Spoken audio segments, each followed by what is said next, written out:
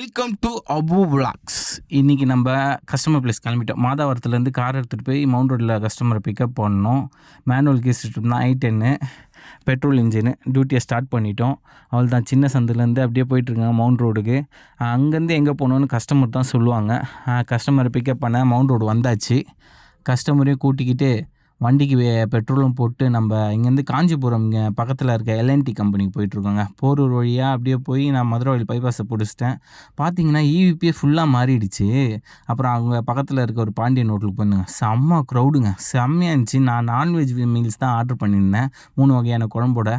சும்மா சொல்லக்கூட சாப்பாடு நல்லாவே இருந்துச்சு. லாஸ்ட்டாக ஒரு கலக்கியோடு முடிச்சுக்கிட்டேன். சாப்பிட்டு அங்கேருந்து டியூட்டியை ஸ்டார்ட் பண்ணிட்டு எல்என்டி கம்பெனிக்கு வந்துட்டோம்.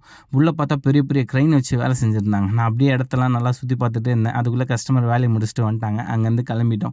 நைட் டைமில் இந்த பைபாஸில் கொஞ்சம் சேஃபாக ஓட்டுங்க, ஏன்னா ரொம்ப பள்ளம் மேடாக இருந்துச்சு. அப்புறம் டிவி ஒன்று சாப்பிட்லான்னு டீ சாப்பிட வந்திருந்தோம்.